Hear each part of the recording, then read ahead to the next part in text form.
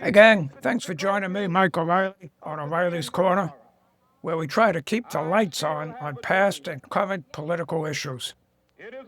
In today's episode, let's take a look at the civil rights movement led by Martin Luther King and compare it to today's protest. Spoiler alert, there is no comparison. Stay with me to the end of this one. It's a real eye-opener, and please go ahead and smash that like and subscribe button. It's a tremendous help, and it's free. No obligation at all. Dr. King was a man whose commitment to nonviolent resistance fundamentally altered the social and political landscape of the United States. Even though we face the difficulties of today and tomorrow, I still have a dream. It is a dream deeply rooted in the American dream. I have a dream that one day this nation will rise up and live out the true meaning of its creed. We hold these truths to be self-evident, that all men are created equal.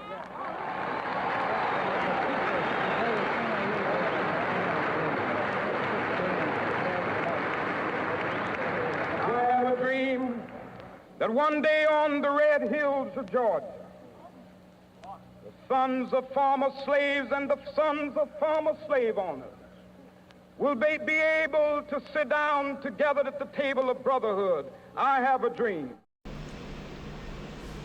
Dr. King's life was dedicated to achieving racial equality through peaceful means, moral leadership, and strategic activism, something that's completely foreign to today's left.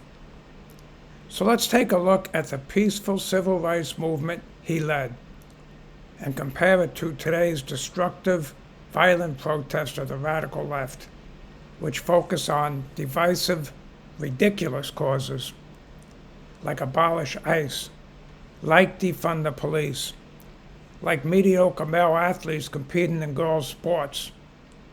So much for hashtag #MeToo, ostensibly protecting women's rights.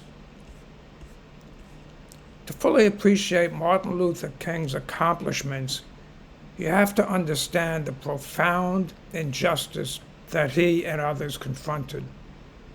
In the early 1960s, blacks in the South lived under a brutal system of segregation. They were all but denied the right to vote, forced to attend separate inferior schools, barred from restaurants and hotels, and subject to constant humiliation and violence. Why, thankfully, this seems to be very foreign and unbelievable to us today. It's not ancient history. It was only 60 or 70 years ago. Dr. King emerged as a leader in around the mid-1950s. This young pastor, Dr. King, only 26 years old, was thrown into leading a movement that would challenge and change not just the South, but our entire nation. A change that was better for all of us. King's approach to protest was not simply absence of violence. It was a sophisticated, morally grounded strategy designed to expose injustice. Again, it seems the left missed that class, which is why they have no class. In 1963, images of protesters, including children, being assaulted with fire hoses and police dogs shocked the nation's conscience.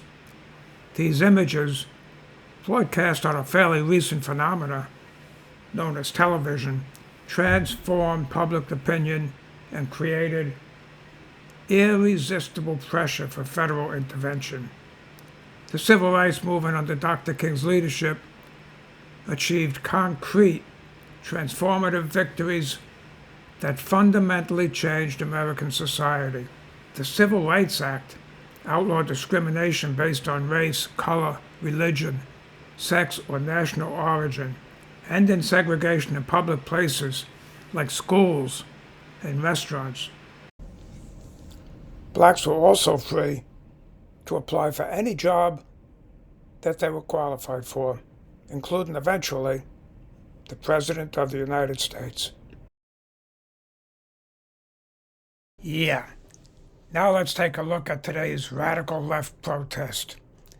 The left's protests are characterized by rioting, looting, and violence. The protests following George Floyd's death in 2020, for example, either without having all of the facts or purposely choosing to ignore the facts, included widespread property destruction, causing billions of dollars of damages to many businesses, many of them minority-owned. How would these protesters like it if someone destroyed their parents' basement? Today's left's movements excuse violence, excuses vandalism, intimidation tactics. You can't even call them movements. King had a movement. To right and unjust, to right or wrong. Today's left protests anything and everything that President Trump does. That's their whole thing. Protest anything and everything that President Trump does. They're like single-celled organisms that can only do one thing: oppose Trump. Protesters block highways, preventing people from getting to work or medical appointments, interfere and attack law enforcement, loot and torch businesses, harass diners at restaurants. They create enemies rather than allies. King's marchers, by contrast, followed announced routes and sought to get permits. They aimed to appeal at the conscience of America, not to coerce through forced disruption and violence, our way or no way. Dr. King spoke of constitutional rights and American ideals, making it really impossible for opponents to reject his demands without rejecting America's founding principles as well. His goal was integration and equality, bringing Black Americans into the mainstream of American life with all of the full rights and dignity that they deserve. Today's left-wing protests, by contrast, focus on divisive concepts, like calling for defunding the police departments, despite high crime rates in many of the communities. Or protests advocating change of educational curricula, like gender ideology and the whole bag of BS that brings. Or demonstration demanding the change of languages or names of team sports. These protests do not command the same moral clarity or universal appeal as Dr. King's demand for basic civil rights and equal treatment under the law. King sought to unite Americans around shared values. Today's protests emphasize division, categorizing people into the oppressor or the oppressed. Dr. King's movement had clear, concrete demands: end segregation, protect voting rights, outlaw employment discrimination. These were specific policy changes that could be enacted into law and measured, which they were. The left's protests, on the other hand, completely lack this clarity. Their demands are vague, calling for justice and equity, without defining precisely what laws or policies are unjust and should change. It's just like their call for our troops to ignore illegal orders. When asked what illegal orders, they have no response.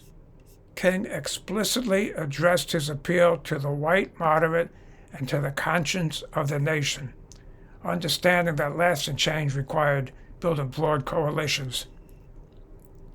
Today's radical left reject this approach wholeheartedly, viewing appeals to moderates as selling out. Dr. Martin Luther King's assassination in 1968 was a national tragedy, but his legacy lived on because he had built a movement with deep roots, clear goals, and broad support. The laws passed as a result of his work remain on the books and continue to expand opportunity for all. God bless Dr. Martin Luther King. Even though we face the difficulties of today and tomorrow, I still have a dream.